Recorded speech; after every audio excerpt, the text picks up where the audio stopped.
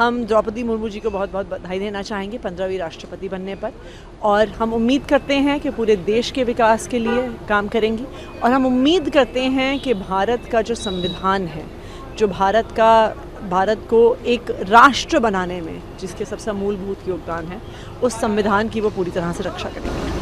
LG के बीच जो लगातार खींचतान चल रही है, उसमें बीते दिन एलजी हाउस की तरफ एक नया मैसेज जारी किया गया, और उसमें ये था कि दिल्ली सरकार जो दावे करती है कि 1484 करोड़ का प्रॉफिट चल रहा है आबकारी नीति में, वो 567 करोड़ का घाटा है अधिकारियों के हवाले से उनकी तरफ से बांट दी। देखिए, जो खबर आधिकारिक नहीं है, जो खबर सूत्रों के हवाले से चल रही है, उसमें कैसे रिएक्ट किया जाए।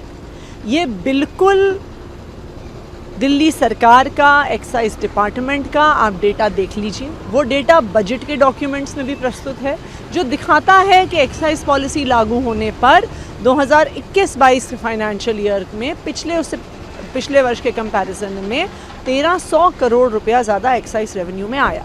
ये डेटा पब्लिक में अवेलेबल है, ये डेटा आधिकारिक डेटा है, ये डेटा विधानसभा के सामने बजट सत्र में रखा गया।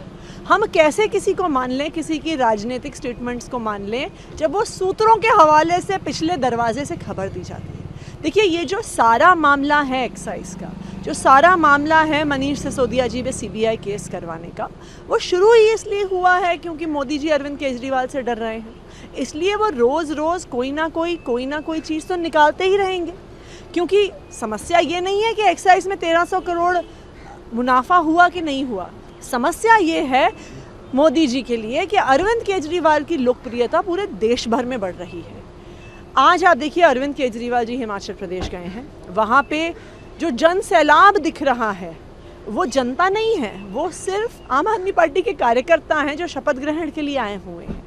जब हज़ारों लोग आम आदमी पार्टी के कार्यकर्ता बन रहे हैं, तो ये दिखाता है कि अरविंद केजरीवाल की लोकप्रियता पूरे देश में बढ़ रही है, और इसी से केंद्र सरकार और प्रधानमंत्री मोदी जी परेशान हैं। देखिए, किसी झूठ को बार बार बोलने से वो सच नहीं हो जाता। वो अगर बार बार झूठ बोलते हैं, इसका मतलब ये नहीं है कि वो सच हो जाएगा। कौन है मनीष सिसोदिया? मनीष सिसोदिया वो शिक्षा मंत्री हैं जिन्होंने दिल्ली के गरीब बच्चों के भविष्य को सुधारा है। कौन है मनीष सिसोदिया?